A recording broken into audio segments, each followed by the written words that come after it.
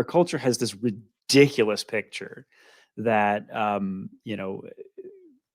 promiscuous people in their 20s or whatever are like the ones who are really free and having a great time. And this is just the opposite of reality. And even polls among secular people show that out. Married people have a much higher level of satisfaction about their sex lives. But it doesn't, all you got to do is step back and reflect for a minute about it. If you don't put the right boundaries around this aspect of your life, think about what you're doing. You're out there with random strangers who you barely know. You could get sick from them. You could end up with a pregnancy that's a total crisis. Like, and maybe you're using birth control and you're trying to control for that, but no birth control is 100% perfect. You could end up with a pregnancy, and now you're doing things like going off and thinking about an abortion. Like, you're thinking about killing your own child. Okay, welcome everyone to the Orthodox Christian podcast, and today I'm speaking with Dr. Daniel Opperwall. There's a couple previous conversations we've had, so be sure to check those out, but today we are looking specifically at St John Cassian's 8 principal vices, what those are, how they are helpful, particularly in the context of confession. So to start, we're just going to recap some of what we discussed in our previous video about Orthodox asceticism, namely what is a virtue, what is a vice. So why don't you kick us off, Dan? Yeah, so last time, and thank you again for having me back, Max. This is great to keep joining you. I hope I'm not monopolizing anything, but it's nice to be back.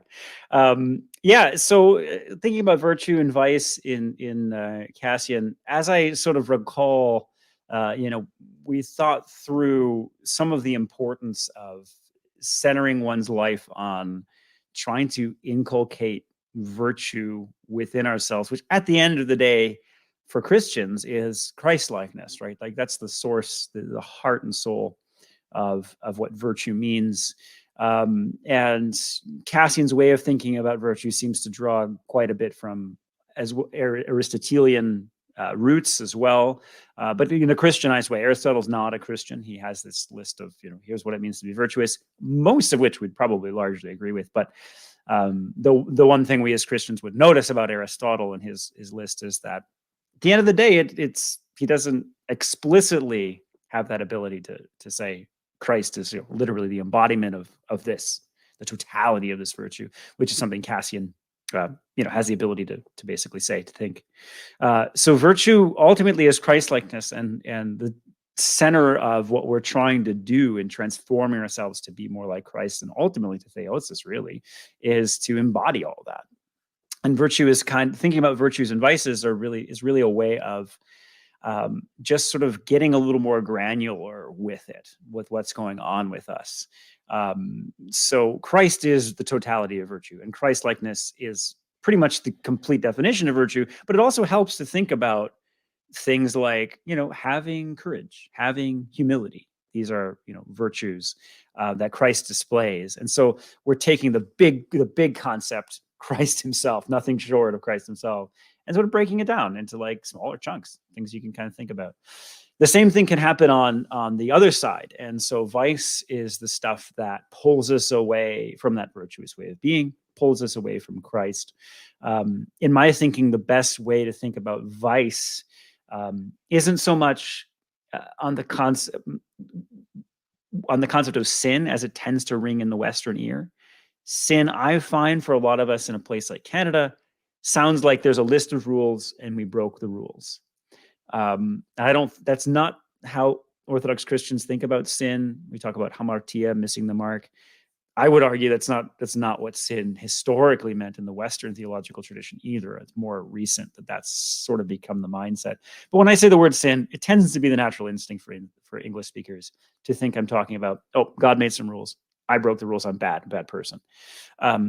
This is not really how Cassian thinks of vice and sin. It's not really how the great tradition of Christianity thinks of vice and sin.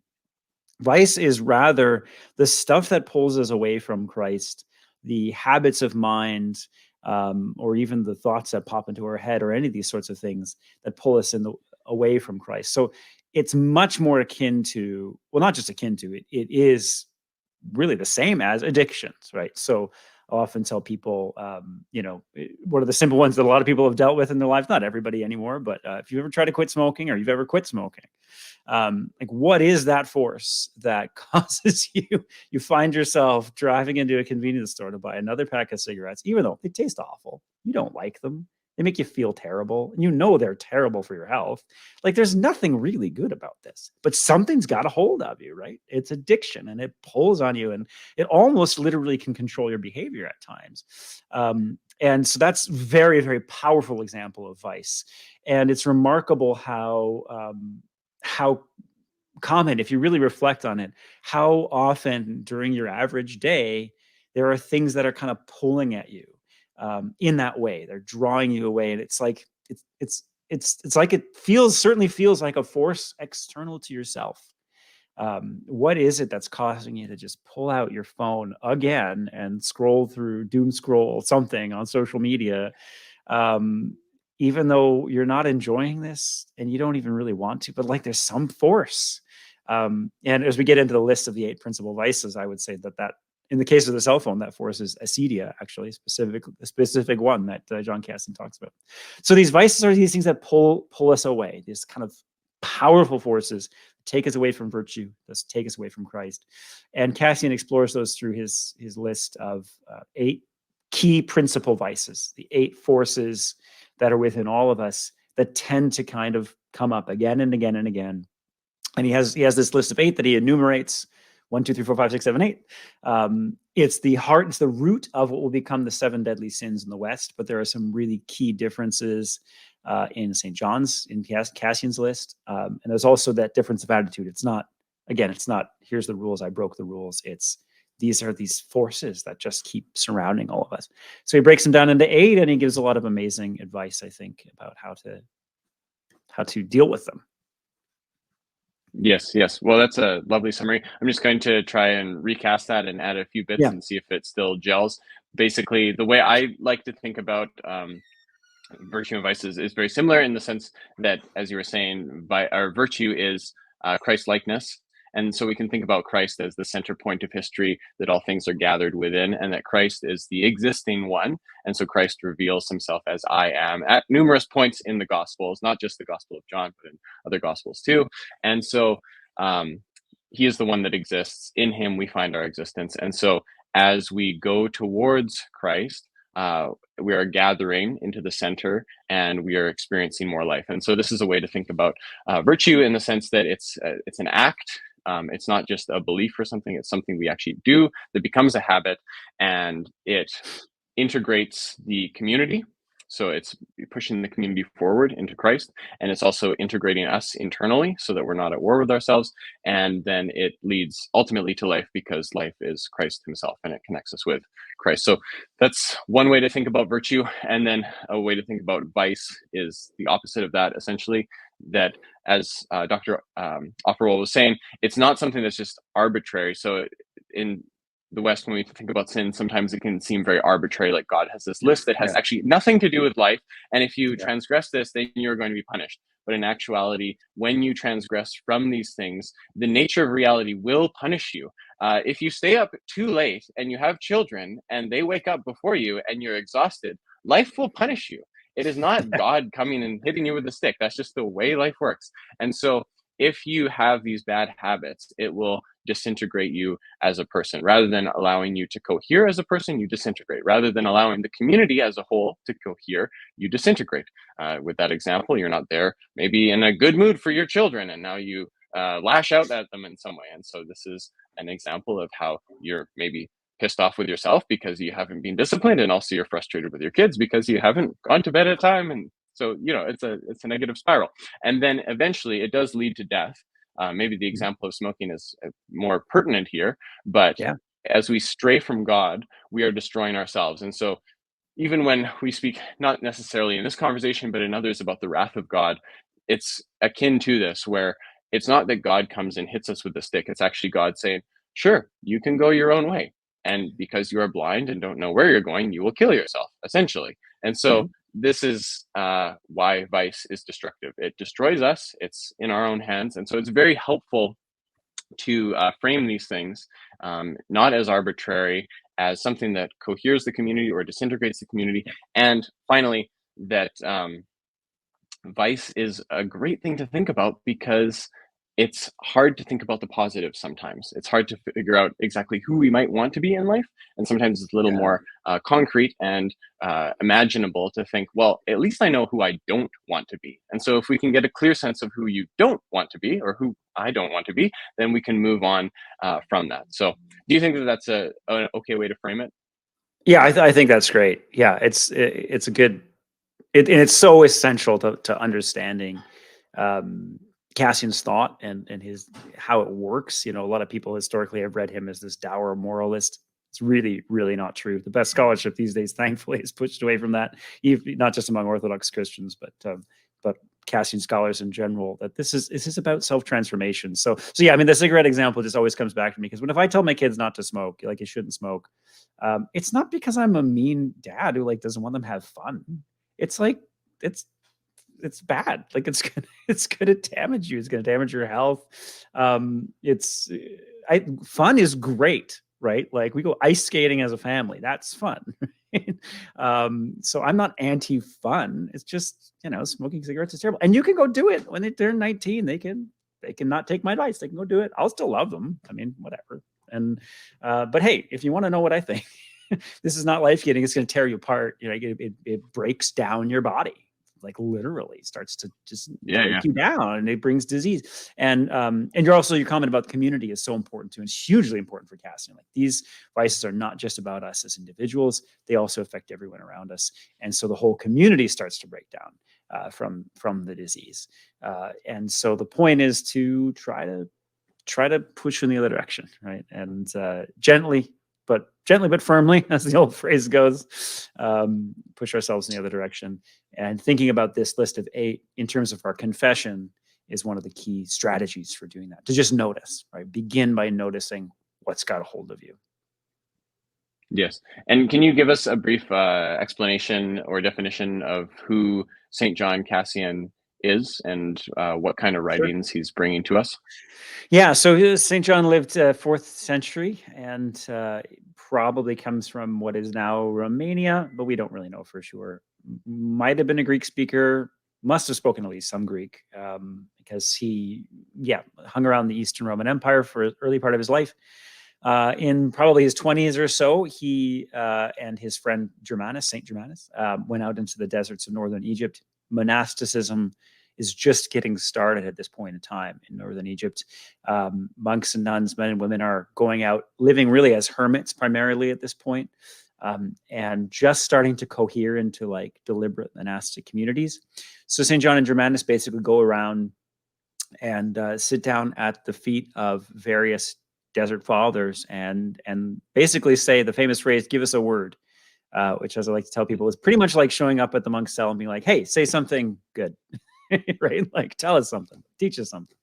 And then these monks comply. And so this all happens to St. John in his 20s. And then we sort of catch up to him when he's much older, you know, an adult man, grown man, and living in southern France, and is starting up some monastic communities for some for men and some for women as well in southern France, as this monastery thing is starting to take shape in Western Europe and Eastern Europe at the time among Christians. And so that's the point at which he writes down in his very big tome called The Conferences, his summaries or his recordings of those conversations when he and Germanus were out in the desert.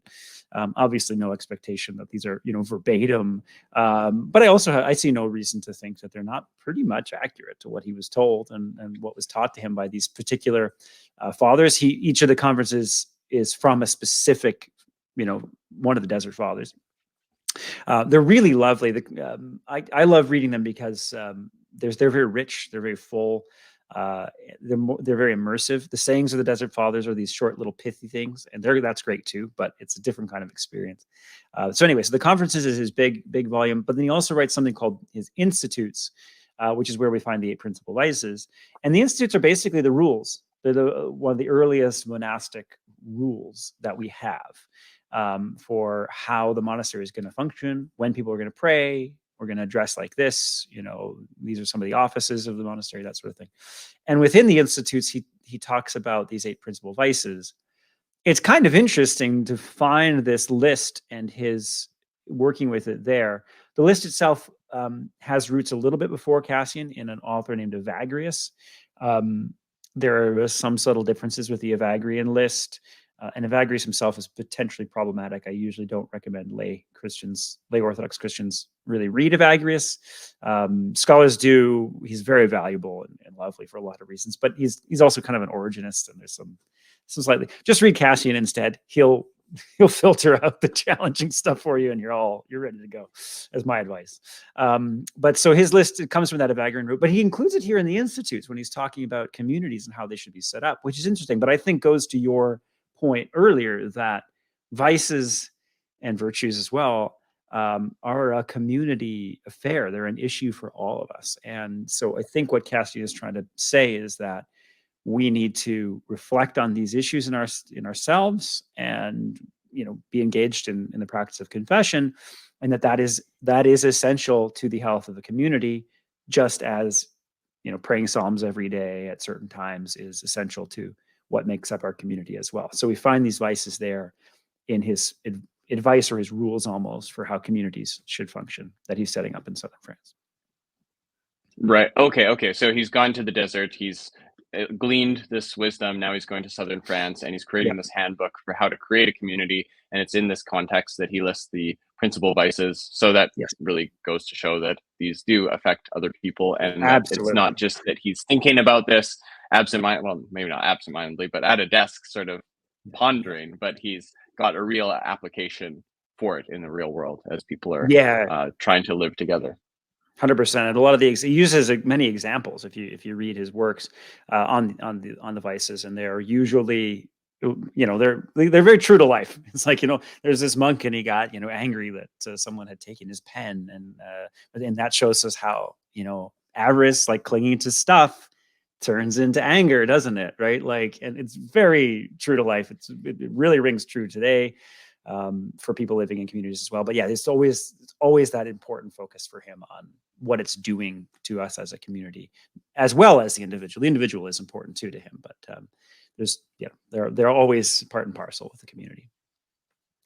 Yes, definitely. So I'm hoping that we can just take a leisurely walk through these 8 principal vices and see what we can glean. So sure. Why don't you take us away? Give you the list. So the list, here it is. Finally, should have buried the lead. But the 8 are gluttony, fornication, which is like sexual excess, really. Avarice, so that's greed, basically. Anger, fairly self-explanatory in a lot of ways, although in some ways not. Sadness is the next one on the list. That's a really tricky one, and I always tell people it's not about feeling sad. That's not a vice in what St. John is talking about. Sometimes I leave this in the Latin. St. John wrote in Latin, by the way. Only author in the Philokalia who's a Latin author, which is kind of cool. He's a good East-West saint. But sadness, you can leave it in the Latin, call it tristitia. Sometimes I'll call it tristitia. It's like, we can talk a little bit more what it is, but it's kind of holding on to grievances, really. Much more than, it's not really about feeling sad. It's not about the feelings you experience when you're undergoing grief or something, which is what we usually mean by sadness. So sadness is not a great translation for what he's talking about, but we can unpack what he is talking about as well. The next one's almost always left in the Greek these days. Even St. John leaves it in the Greek, and it's acedia. And this is one that has gotten a lot of attention lately for very good reasons, and I'm glad to see that. Sometimes translated as despondency, but acedia or akedi, which we'd sort of have to unpack what that means, but it's an experience we all have. And then the last 2, the big ones, are vanity and pride, or vainglory and pride. The 7 deadly sins I mentioned before, one of the biggest changes they make is that mashes together vanity and pride, which to me is a very bad move, because St. John separates them, and I think in really crucial ways, to the point that he even says sometimes these things can be like antagonist, like one can push out the other. Sometimes vanity is actually the enemy of pride, and almost might do you some good in a weird way, because it's at least pushing out your pride, maybe. So they're very much not the same in St. John's thought. Vanity is basically worrying what, or caring or focusing on what others think of you, whether that's your appearance, which is what we usually mean by vanity, or your behavior. He's also very quick to note that vanity can manifest as like ostentatious humility or ostentatious piety. So if I show up with peasant clothes at church and a huge black prayer rope, right, and it's on my wrist, and I stand in the front of the church and I'm like, put my head on the ground, and I want to watch everyone watch me in this really ostentatious prayer to see how humble I am. That's vanity. It's profound vanity if I'm doing that. And so it's a Pharisee who did something like that. Yeah, exactly. Yeah. So you might be very vain about your Ferrari and your amazing clothes. Sure. But you could also be very vain about your peasant clothes and your big old prayer rope. And St. John's actually more concerned with the latter. That's clearly a bigger problem in his life. People being vain about their piety. And he's talking about monks and nuns here, so it kind of makes sense. But pride then is really the idol of the self. It's basically self-worship at the end of the day. So that's those are distinct for St. John, I think, in this important way. But yeah, that's the list: gluttony, fornication, avarice, anger, sadness, acedia, vanity, and pride. And so for St. John, they kind of go smallest to biggest. Both in terms of impact, but also in a kind of snowball way. You start with a tiny snowball and down it goes. That's how it goes in spiritual life for St. John. The little thing, just a little gluttony, eating a little too much, having, I don't know, some more potato chips than you need. Is that a big deal all by itself? No, let's be honest. It's really not that big a deal. But, the more you just kind of cave in to your impulses, and the more you might cave into your sexual impulses. And then we're into fornication. And then the more you might cave into your kind of general greed impulses. And then that's going to lead you to anger. And that's going to lead you to hold grudges, which is your sadness. This leads you to despondency. And this rolls into your vanity and your pride as well. And then, unlike a snowball, we circle right back up and it feeds back into itself again. And so it's a continuous cycle. It's almost like you take the now huge snowball and then put it at the top of the hill again with more gluttony and keep rolling it over and over until it's a giant crushing you as it comes down the mountain, so to speak. So so there's this progression for him, this negative progression, and how they sort of flow one into the next. Right. And vicious cycle. I mean, it makes sense. So this is where it comes from, perhaps. And so with gluttony, I mean, I'm kind of curious because it seems like some of these vices that you listed would still be recognized as something that's unwanted in our contemporary Western culture. There's still vestiges of it that are there in a positive sense, but some of them, it seems like they're totally off the radar. Like gluttony, for instance, I think is basically off the radar. Yeah, absolutely. Yeah. It's basically shuffled over to like some sort of disorder, and it's just the way people are, and that's it. Or we just don't think about it at all, and we just consume. So let's talk about gluttony. Yeah, gluttony is a great one to discuss in more detail, and I find people often really resonate with talking about it because you're right. It is one that both in our secular culture, but also in the church, does not get that much attention anymore. I think there's good and bad to that. One of the key things about this entire list is that there's always a risk when you're going to get into exploring your vices and the things that are motivating you, the things that are pulling you away from Christ. There's always a tremendous risk to become despairing and like really like put yourself way too much under a microscope and get like super frustrated with yourself when you fall into vice. And this is not the point. This is not the goal. Like, we've got to be very cognizant of God's love at all times when we do this. And this is why it's really important, I think, to locate this list in the context of confession. And the way I use this list is just for preparing for confession. I just kind of think through it. It's usually the same things over and over each time, but coming to confession, getting some advice about it, but also really importantly, at the end of confession is that absolution. God has forgiven you. You're forgiven, whether you like it or not, by the way, you're forgiven. And God loves you. It's so crucial because otherwise we can fall into this despair. So if thinking about this stuff is leading you to despair, I like to tell people, set it aside, frankly, for a while. Talk to a confessor, talk to a friend, check back in with God's love, because this is not something for us to go beat ourselves up with. So the reason that you just triggered me with that is thinking about gluttony. I think one of the reasons we've pulled off a little bit is that that can be one where you can, well, all of them, but that can be a really good example of where you can just kind of flow too far in the other direction and just be like obsessing about eating, maybe have a bag of bowl of chips in the evening or something, or whatever you're going to do.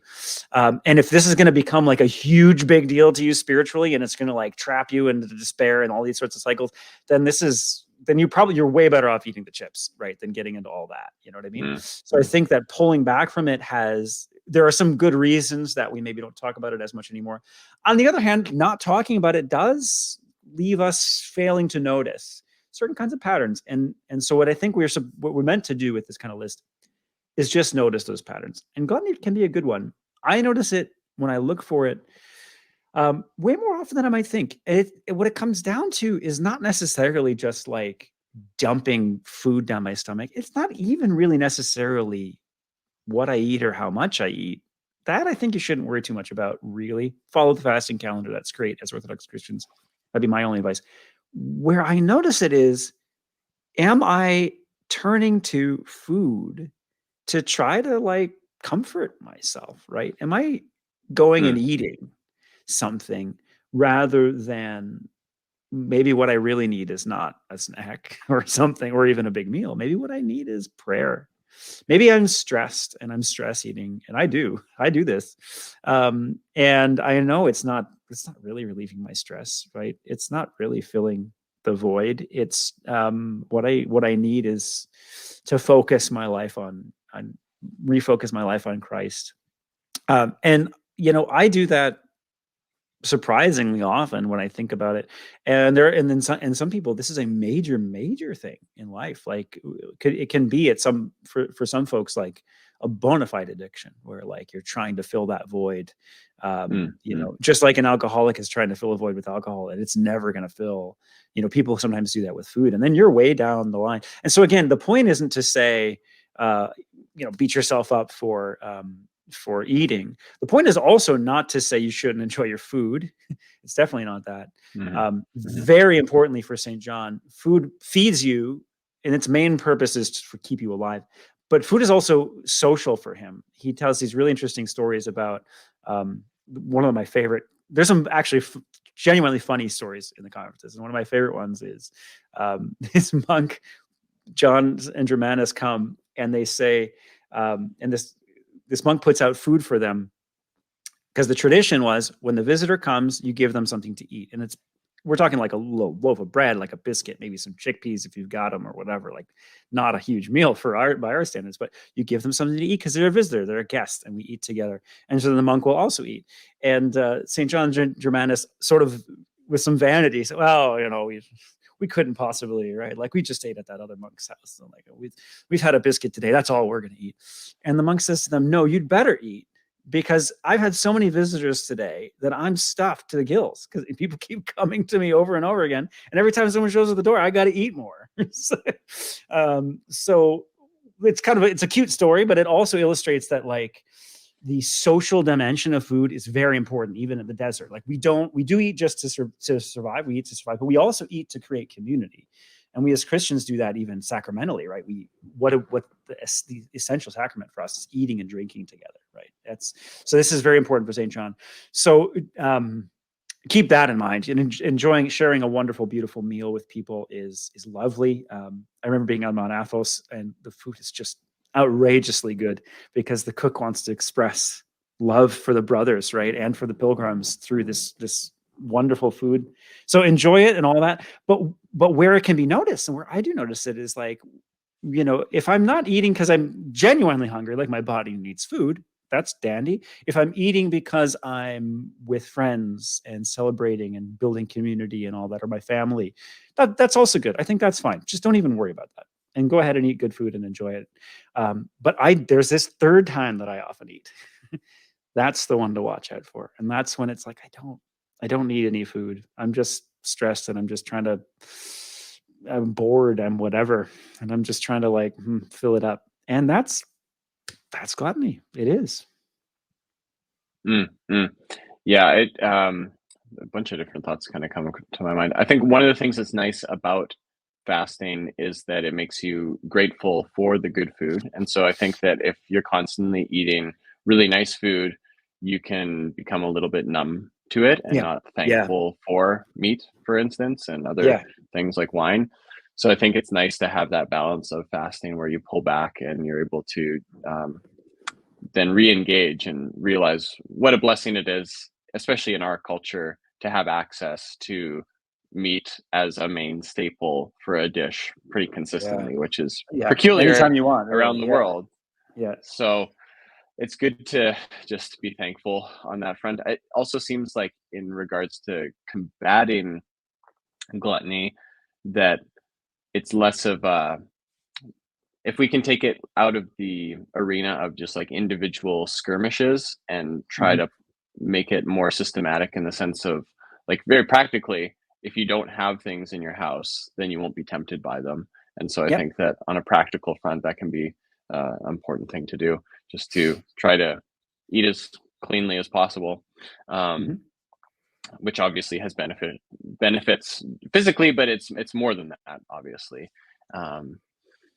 And yeah, okay. So I think that's a nice way to put it, especially where you talked about eating together and then Yeah. eating Yeah. when you're hungry, but it's more just when you're on your own, don't really need it, and Yeah. consuming things anyways, Yeah, that it can which be it's a tough, and again, negative. it's the smallest. All by itself, is it a big deal? It's really not. That's why he puts it at first on the list.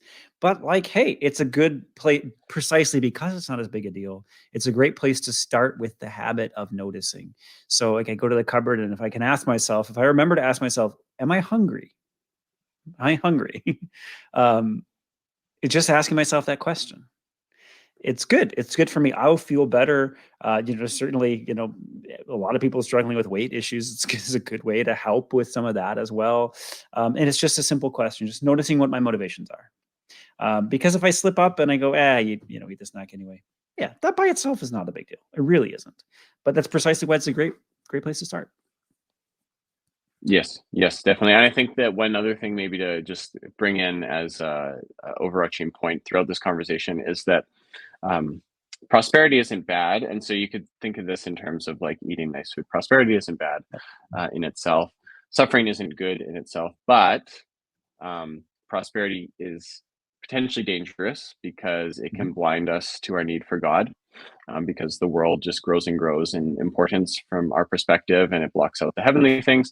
And then on the flip side, suffering in itself isn't a good thing, but it can be a wonderful means to God because it starts to strip away these things that are maybe becoming illusions to us and show us our need for God. And so it seems like the balance between feasting and fasting is something that reminds us of both of those poles, where it's like it's good to feast. This is on the prosperity side. Yes. It is also Yes. good to fast and to impose some suffering on us so that the things of the world don't cloud our vision completely. Absolutely. Yep. All right. So on to the next one. No, no. Fornication, yeah. This one, I often spend less time talking about this one when I talk to people about the list, because in a lot of ways it's just sort of more obvious, and it is one that there are forces in our culture pushing to normalize and destigmatize, fornication and lust and just sexual passion. There's also there are a lot of ways in which we are holding on a little bit better on this on this one in some ways. We'll see how long that lasts, but yeah, I mean, fornication is just what it sounds like. It's basically just sexuality outside of the appropriate space, right? In St. John's primary readership is monks and nuns, so for them, they have no sex life. There is no space for it.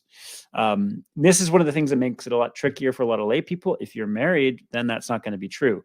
So St. John's advice about sexuality kind of ends up amounting to, you just trying to shut it down. But that's because he's talking to monks. That's not going to work if if you're married and you have a family.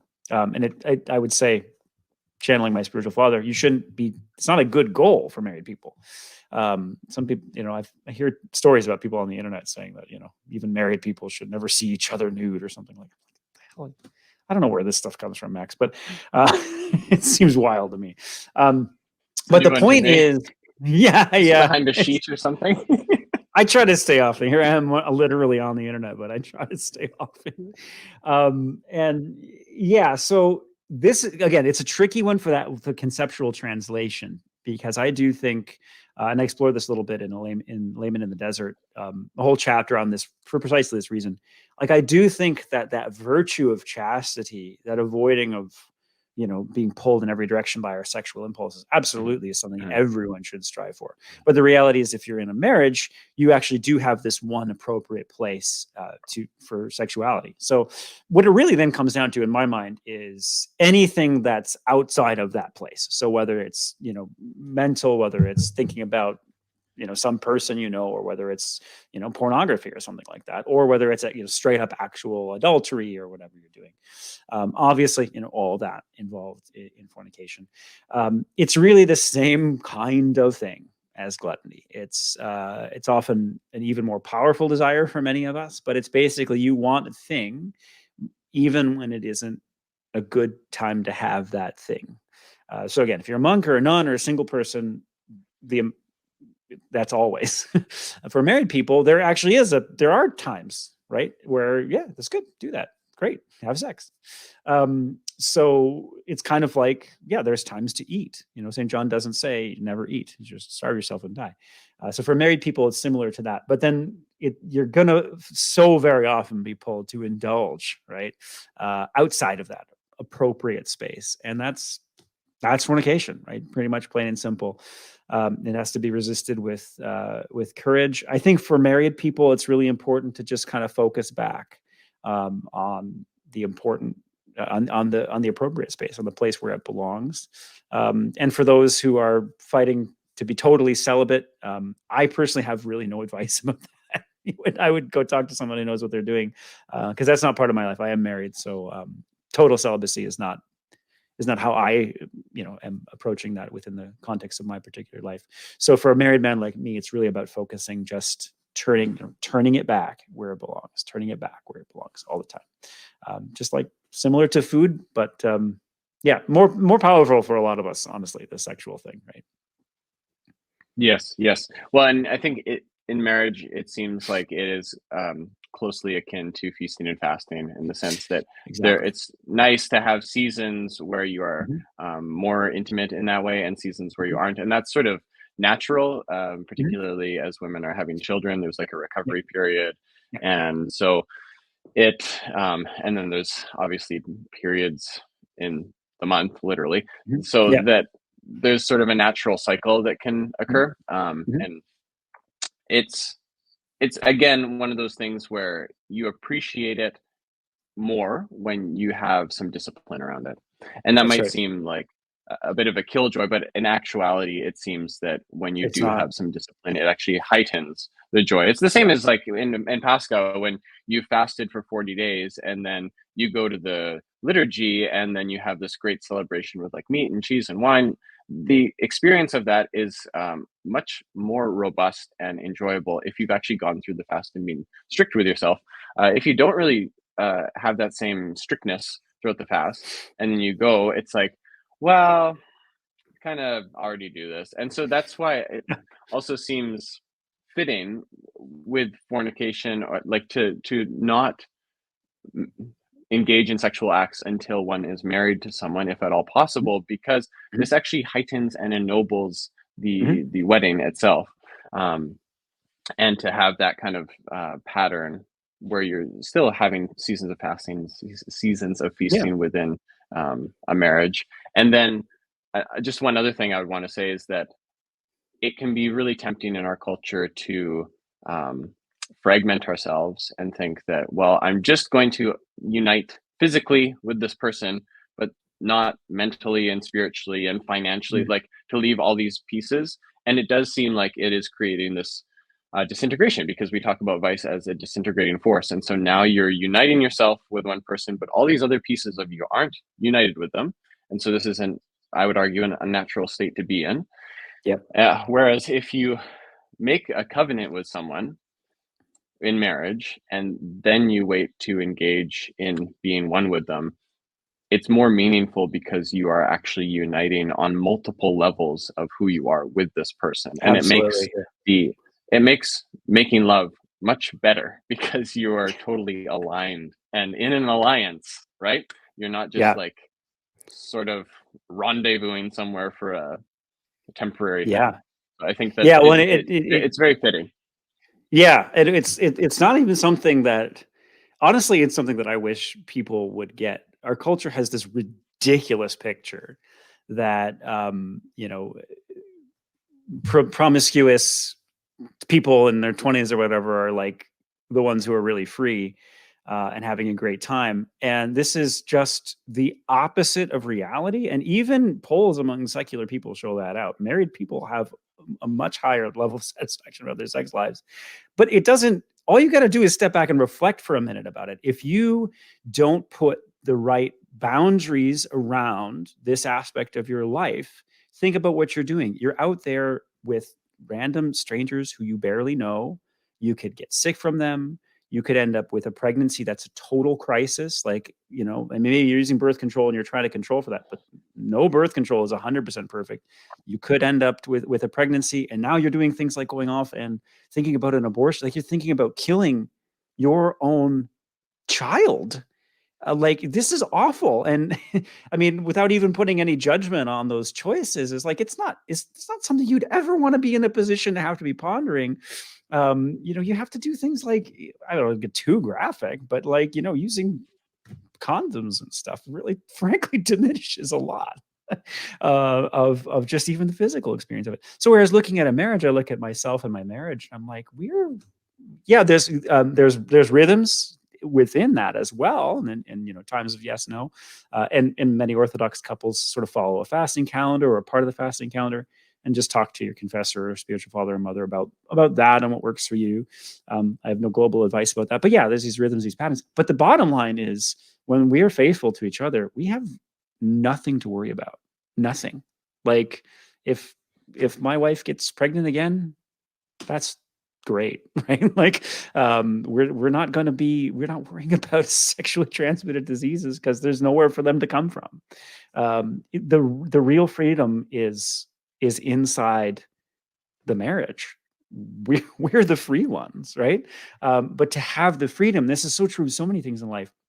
You can't have actual freedom without some asceticism, without some boundaries around it. If you just go do it willy-nilly, you're not free at all. You're constantly worried, you're constantly scared.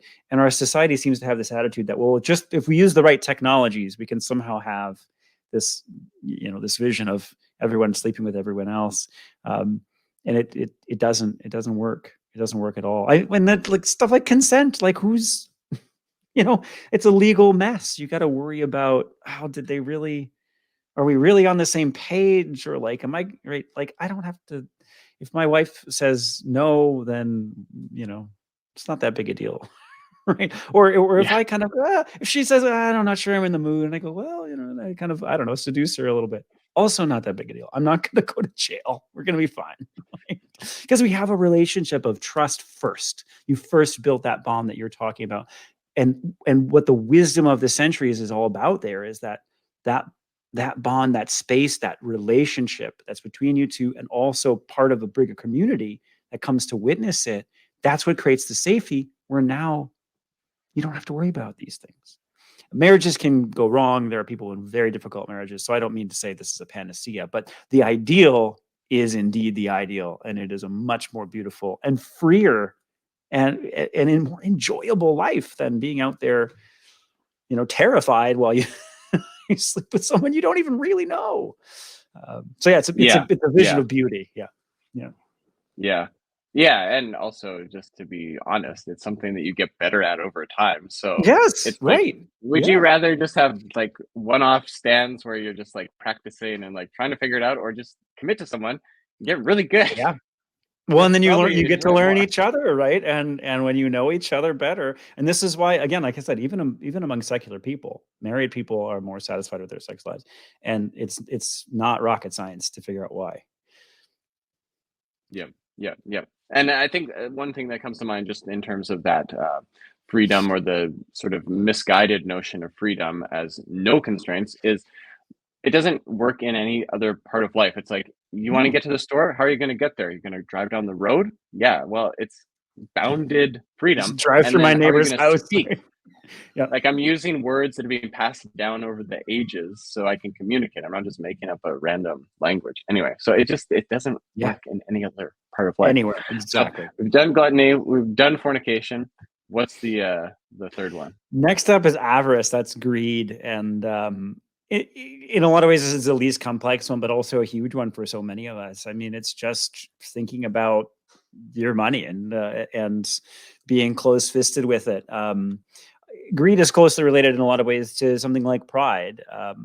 I feel like in our culture, often we take credit for our money or our income. Mm, And mm, St. John sort of points out that anything you have, any material wealth or possessions you have, is really given to you by something else, right? I mean, and we would say as Christians, ultimately it's given to you by God. But even for a secular person, stop and think about it. Somebody gave that to you, right? Even if it was your employer, right, and you earned it or whatever. St. John even mentions at some point, the kings of the world are all, everything they have is given to them, right, by mm. the peasantry or whatever. Which they're even more on the dole in a lot of ways. The literal king in St. John's era, even more on the dole than I am in a lot of ways. But thinking that our money, our possessions belong to us, that it's ours, that we can kind of do with this what we want, is the heart of avarice. And leaning into it to see it as a potential source of our salvation is what gives us security. This is all over the New Testament as well. A lot of parables of Jesus about this. So we just gotta release, we gotta let go, and simple practices like tithing are important. Hey guys, thanks for checking out that first half of a two-part conversation with Dr. Daniel Opperwall. If you have a question about Orthodox Christianity, there is a link in the episode description that you can submit that question through. If you enjoyed this episode, I would really appreciate it if you shared it with one friend or family member. And in the meantime, I hope that you have a peaceful week. Take care.